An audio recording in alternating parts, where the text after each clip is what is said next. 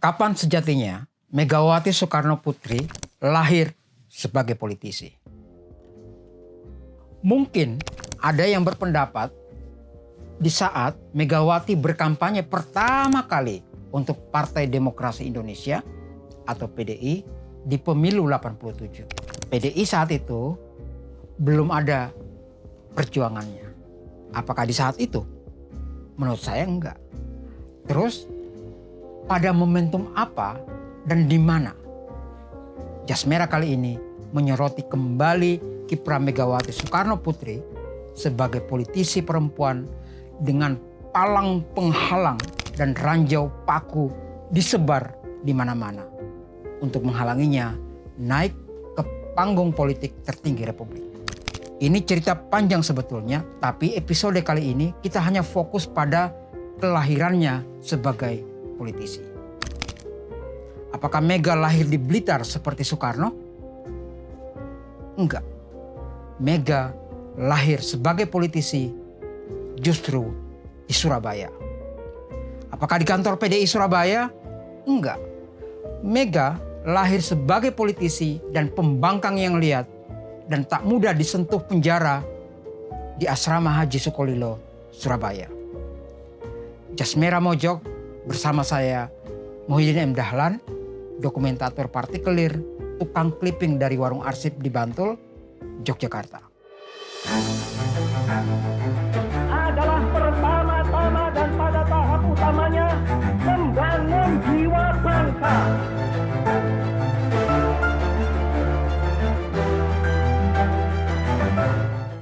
Menjadi politisi itu sangatlah tidak mudah.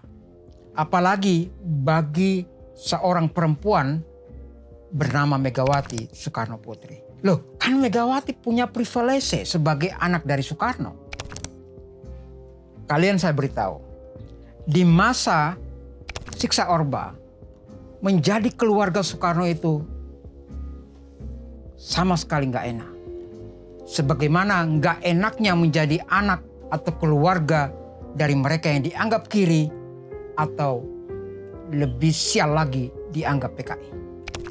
Cap Soekarnoisme dibangun sedemikian rupa setara dengan cap komunisme. Kalau sudah dicap seperti itu, alamat karir Anda akan meredup dan terancam. Cap Soekarnoisme itu sebetulnya sudah dikampanyekan oleh Angkatan Darat tidak berapa lama setelah jenazah Soekarno dikebumikan di Blitar, sekitar tahun 70-an. Soekarnoisme itu artinya adalah terungku politik atau pemenjaraan semua aktivitas politik yang dilakukan keluarga Soekarno atau siapapun yang mencoba mengungkit ajaran Bung Karno bakal kena jewer. Bung Karno dilokalisasi cukup sebagai pembaca teks proklamasi. Titik. Pikiran-pikirannya yang lain harus enyah dari diskursus demokrasi Pancasila. Bahkan ada kesepakatan, ada sebuah konsensus dalam keluarga, tidak boleh seorang pun dalam keluarga Soekarno boleh berpolitik. Atau dalam bahasa konsensus jelang pemilu 82 dulu itu, keluarga Soekarno berdiri di atas semua kepentingan Orsospol atau organisasi sosial politik. Golkar, P3, PDI itu dulu namanya Orsospol, organisasi sosial politik. Next, Megawati kemudian keluar dari konsensus itu, dia luluh dan mau diajak oleh Aberson Sihaloho untuk masuk PDI. Megawati kemudian berkampanye untuk PDI. Kehadiran Megawati menjadikan kampanye PDI ramai sekali. Mereka kemudian mendapat tambahan suara yang sangat signifikan dan membawa Megawati menjadi anggota DPR. Apakah Megawati sudah lahir sebagai politisi waktu itu? Menurut saya belum. Paling tidak itu bukan tonggaknya. Walau ranjau paku itu sudah ditebar di mana-mana. Ya itu tadi, massa, publik, warga ditakut-takuti. Soekarnoisme itu identik dengan PKI, dan malam Jumat yang laknat di tahun 65 itu identik dengan Soekarnoisme. Coba ya, saya kasih lihat gambarannya gitu ya. Anda saya ajak untuk membuka majalah Editor. Oke. Cover story-nya ada Megawati di situ. Edisi Oktober 87. Di majalah itu, Megawati itu diulas dalam 5 halaman laporan. Tetapi, teman-teman sekalian, di edisi yang sama juga, dengan tone warna coklat yang pekat dan lebih berat, disajikan bayangkan 14 halaman foto 7 jenderal dibunuh dengan judul-judul yang membuat bulu kuduk berkedip. Tragedi malam Jumat, judul-judulnya itu. Subuh yang berdarah. Secara semiotika, foto cover story Megawati yang sedang mengepal itu langsung buyar. Secara semiotika juga, laporan editor itu ingin bilang, hati-hati dengan perempuan yang sedang mengepal di halaman depan editor. Itu ranjau paku pertama. Tapi bukan di sini momen utamanya. Bukan di 87 ini. 5 atau 6 tahun setelahnya, tonggak lahirnya politisi perempuan yang menyita perhatian dan menjadi headline koran dan cover story majalah adalah akhir tahun 93. Tepat saat itu, PDI gagal memilih ketua umum baru di bulan Juni 93. Di kongres yang dikenal dengan Kongres Medan ini, Suryadi ditendang dari kursi ketua umum, tapi kongres gagal memilih pemimpin baru. Di kongres yang diadakan di asrama Haji Pangkalan Masyhur Medan itu, nama Megawati memang belum muncul. Setelah Kongres Medan ini gagal memilih ketua umum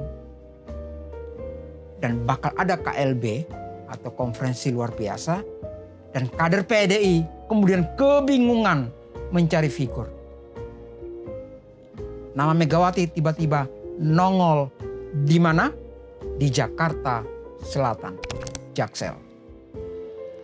Dalam konferensi cabang DPC Jaksel, Jakarta Selatan, atau Konfercak khusus istilahnya, nama Megawati terang-terangan didukung sebagai kandidat ketua umum untuk KLB Surabaya di bulan Desember.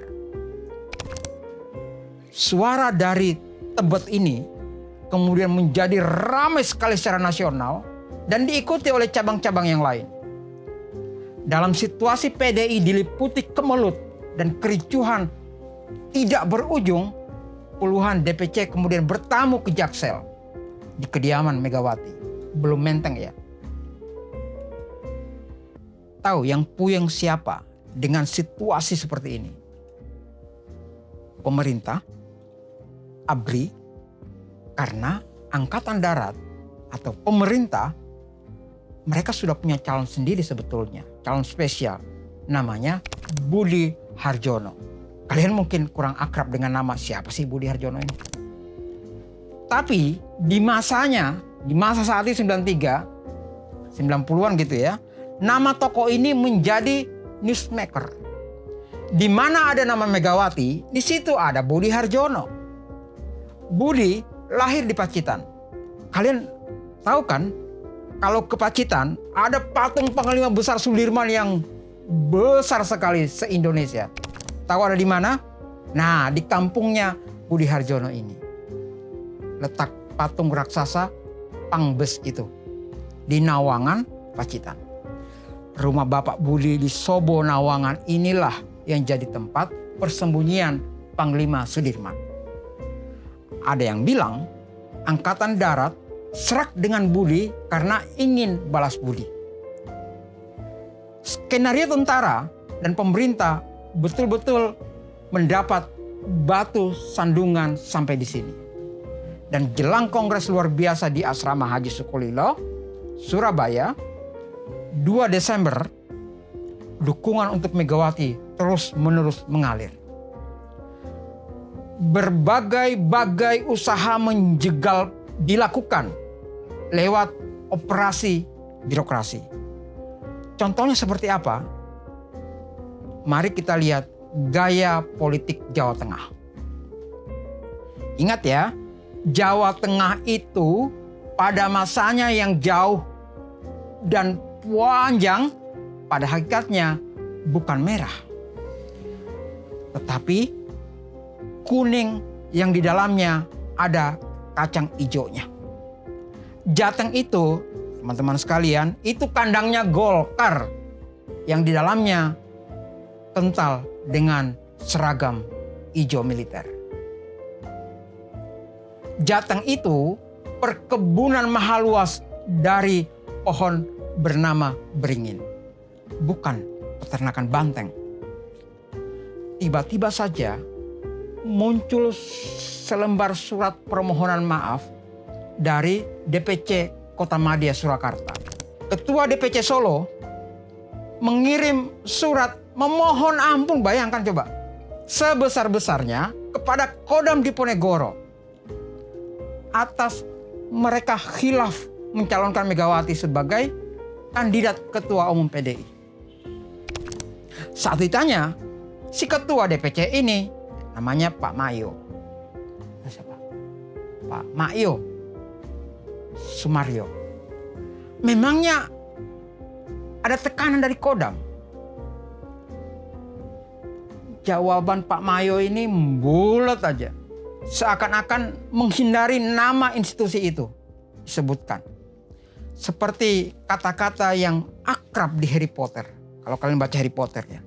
Dia yang namanya tak boleh disebut. Tahu kan? Seperti itulah posisi Lord Voldemort. Mayo itu sekali lagi bulat ditanya, siapa yang nekan? Apakah birokrasi sebelah mana yang mempersulit? Oke. Dia muter, nggak jelas jawabannya. Mayo seperti menghindari menyebut nama seperti tadi. Seperti warga Hogwarts yang menghindari menyebut langsung nama Lord Voldemort. Tetapi surat permohonan maaf itu ada, nyata dan dimuat di tabloid Detik. Mayo berdalih, semua permohonan ampun ke Kodam Diponegoro itu semata demi mendapatkan tiket izin berangkat ke Surabaya dari Kadit Sospol Jawa Tengah. Jadi dari daerah semua utusan itu mesti mengantongi tiket atau izin dan restu dari Dinas Sosial Politik. Coba bayangkan politik macam apa itu. Bahkan isu dibikin lebih seram lagi. Bakal ada people power di Blitar dan itu dihembuskan oleh karateker DPP PDI namanya Latif Pujo Sakti yang juga penguasa PDI Jatim dan semuanya memojokkan Megawati. Soekarnoisme lagi-lagi muncul di sini. Diembuskan dari dalam. Apa yang ada di kepala warga NKRI dari hasil doktrinasi puluhan tahun soal Soekarnoisme itu jelas nasakom dan pada akhirnya ke PKI. Sesederhana itu. Pembunuhan karakter Megawati pun mereka cicil sedikit demi sedikit. Pangdam Diponegoro misalnya bilang PDI baiknya nggak milih pemimpin yang hanya mendompleng nama besar orang tuanya atau nama orang lain. Sudahlah, suruh dia urus rumah tangga. Budi Harjono bilang Megawati nggak punya kontribusi apa-apa dengan usaha persatuan dan perukunan PDI. Budi Harjono bilang Megawati itu pemalas. Ketika menjadi anggota DPR, kata Budi, Megawati ini adalah paling banyak bolosnya katanya. Di PDI, Mega cuma datang pada saat kampanye atau ada acara-acara pertemuan massa di daerah-daerah. Tapi coba Anda lihat jajak pendapat tabloid Detik ini. Dukungan untuk Megawati justru tidak terkejar oleh calon-calon yang lain. 79-80% responden meyakini Megawati Soekarno Putri pasti menjadi ketua umum PDI. Benar saja, di hari pertama KLB yang dilangsungkan dari 2 sampai 6 Desember itu, 85% utusan mencalonkan Megawati. Artinya dari 300-an cabang itu, 250 lebih nyalonin Mega dan mengusulkan pencalonan itu langsung voting.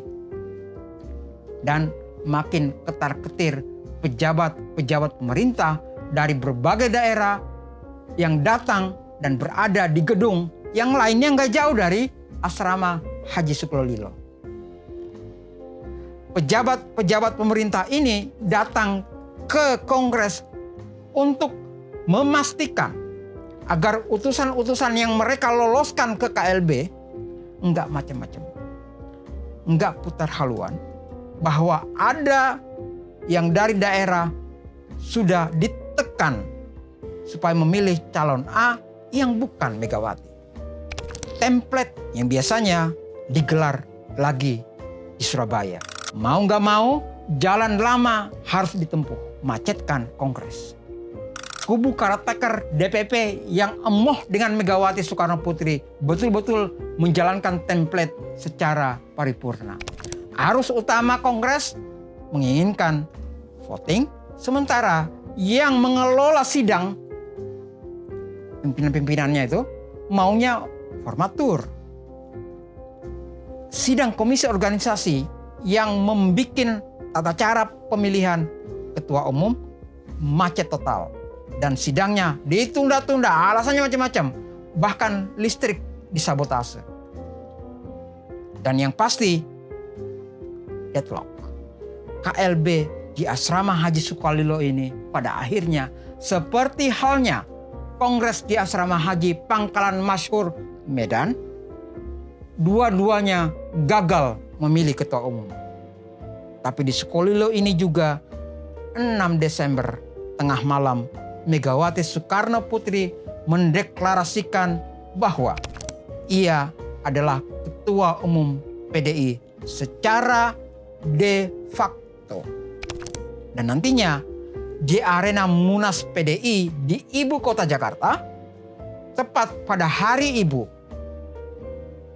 pukul 9:30 malam, tanggal 22 Desember tahun 93, Megawati pada akhirnya menjadi ketua umum DPP PDI hingga 98. Apakah Bu Mega parti-parti? Enggak. Karena Bu Mega itu sesungguhnya enggak selalu berada di ruang sidang. Baik di Surabaya ataupun di Jakarta. Dia selalu lebih sering menyaksikan gelanggang politik itu dari kamarnya. Artinya apa? Artinya Bu Mega memenangkan pertempuran politik yang sangat sengit dari kamar.